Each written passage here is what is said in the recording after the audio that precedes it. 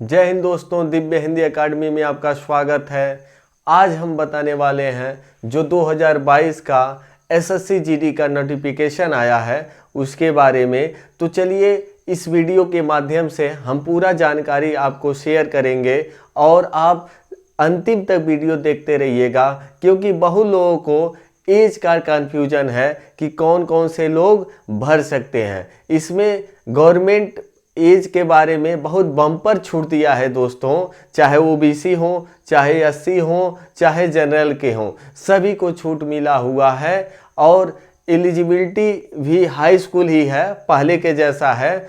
तो पूरे वीडियो में बने रहिएगा। पोस्ट है 24,369, टोटल पोस्ट है 24,369। और फॉर्म का डेट है 27 तारीख से दोस्तों फॉर्म भरा रहा है। 27/10/2022 से लेकर के लास्ट डेट आपका 30/11/2022 यानी 30 नवंबर को लास्ट डेट है। आप लोग फॉर्म को पहले ही भर लीजिए दोस्तों। आगे चलते हैं।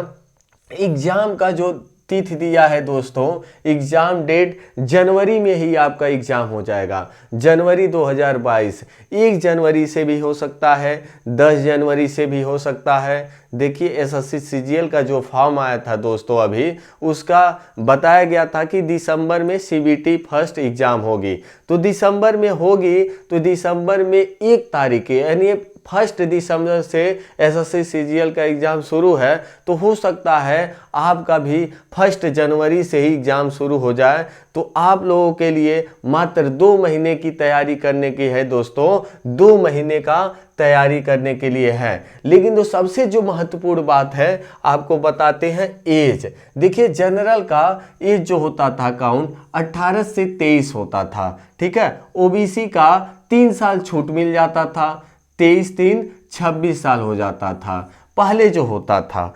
एससी एसटी का 23 साल में 5 साल जोड़ दिया जाता था, 28 साल। लेकिन तो इस वैकेंसी में 2022 के वैकेंसी में कहा गया कि 3 साल की छूट दिया जाएगा। कोई भी कैटेगरी हो उसमें 3 साल की छूट दिया जाएगा। तो देखिए 18 से 23 था जनरल का, तो 23 में हम 3 जोड़ देते हैं तो 26 साल तक आप फॉर्म भर सकते हैं अगर जनरल में हो तब भी दोस्तों।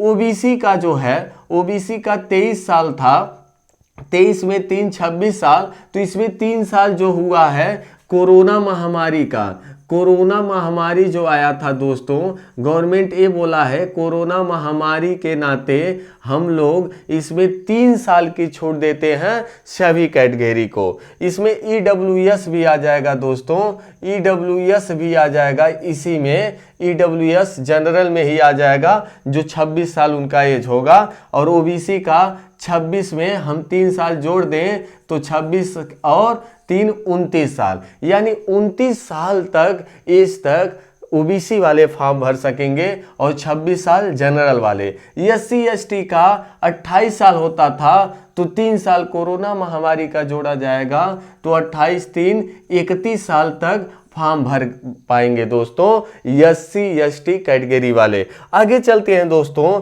जो जनरल का एज काउंट होगा वो 2/1/1997, 2/1/1997 से 1/1/2005, यानी 2005 के पहले जन्म हो और 1997 के बाद जन्म हो। और तारीख है 2/1/1997 के बाद और 2005 के यानी 1 जनवरी 2005 के पहले जन्म हो, उनको जनरल वालों को भरने का मौका मिलेगा। उसके बाद देखेंगे दोस्तों, और एक बात और कह दिया है इसमें कि 18 वर्ष जो न्यूनतम एलिजिबिलिटी होता है 18 वर्ष की, ये भी दोस्तों घटा दिया है। देखिए आपका फॉर्म आया है 27 अक्टूबर को, 27 अक्टूबर को फॉर्म भरा जा रहा है, 27 अक्टूबर 2022, 27/10/2022 से फॉर्म भरा जा रहा है। और एज बोला जा रहा है कि 1 जनवरी 2023 तक 18 वर्ष पूरा हो। यानी किसी का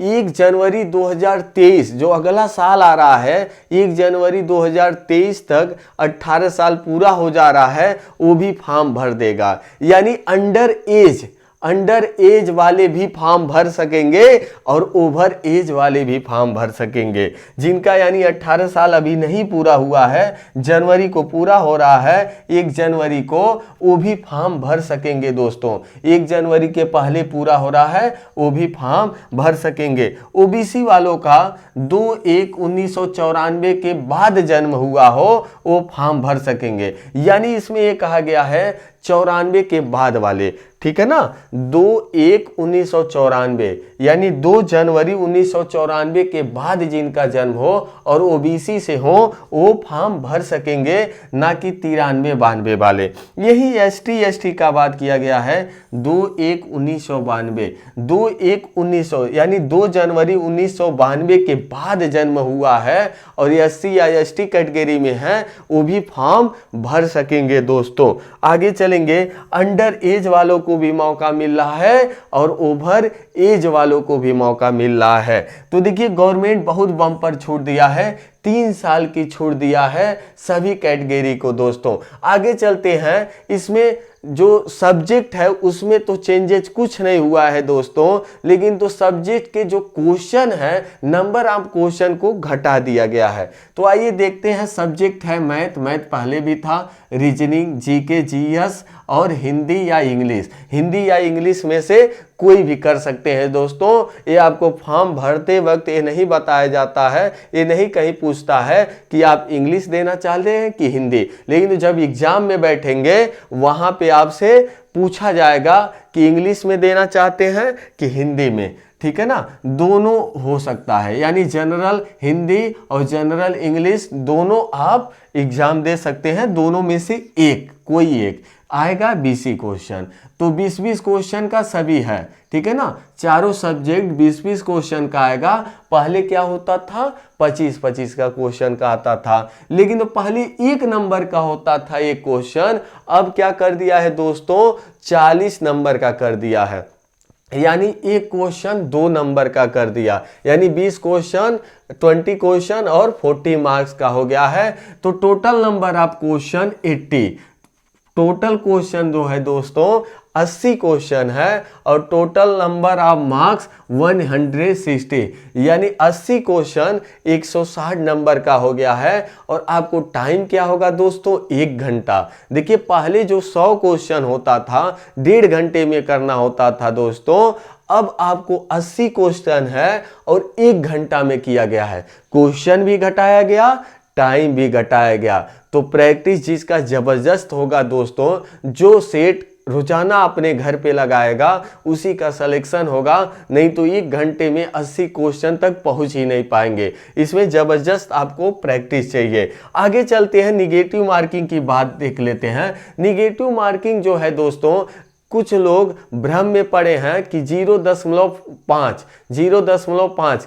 यानी आधा, जो 0.5 यानी 1/2 नहीं है, माइनस मार्किंग 1/2 नहीं है, ये 0.5 का आ गया है। इसका मतलब ये है दोस्तों, आधा नंबर माइनस मार्किंग है। ये बताइए 2 का आधा करेंगे, 2 का आधा करेंगे तो क्या होगा दोस्तों, 2 का आधा करेंगे तो 2 का 2 का आधा करेंगे तो क्या होगा, 2 का आधा करेंगे तो 1 ही होगा ना। तो निगेटिव मार्किंग जो है दोस्तों 0.5 है, ये मार्क्स पे है, नंबर पे है, ठीक है ना, ये नंबर पे है, ना कि 1/2 है माइनस मार्किंग। तो आगे चलेंगे दोस्तों, इसमें छूट भी मिल रहा है। देखिए एनसीसी सर्टिफिकेट जो किए हैं, एनसीसी सर्टिफिकेट वालों को 5% की छूट मिल रहा है और एनसीसी बी सर्टिफिकेट वालों को 3% की छूट मिल रहा है दोस्तों। यानी 160 नंबर में 5% बोनस इनको मिल जाएगा। जितना भी मार्क्स इनको मिलेगा उससे 5%, अगर एनसीसी सर्टिफिकेट किए हैं, लगाए हैं, तो 5% और जोड़ दिया जाएगा, बी पे 3% जोड़ दिया जाएगा, ए पे 2% जोड़ दिया जाएगा। यही देखेंगे जब एग्जाम आपका क्वालिफाई हो जाएगा दोस्तों, एग्जाम क्वालिफाई कर जाएंगे तो रेस होगा यानी दौड़ होगा, तो ये में मेल में होता है 5 किलोमीटर 24 मिनट में, 5 किलोमीटर 24 मिनट में दौड़ना होता है। वही फीमेल में 1600 मीटर दौड़ना होता है 8.5 मिनट में। तो दोस्तों देखिए यहाँ पे एज देख लिए, ठीक है ना, एज देख लिए, एलिजिबिलिटी देख लीजिए, एलिजिबिलिटी आपका हाई स्कूल ही माना है दोस्तों, यानी हाई स्कूल पास हो तो आप भर सकेंगे पास दोस्तों, हाई स्कूल पास पे आप फॉर्म भर सकेंगे, यानी 10th पास पर फॉर्म भर सकेंगे। ये पूरे भारत के लिए फॉर्म है दोस्तों।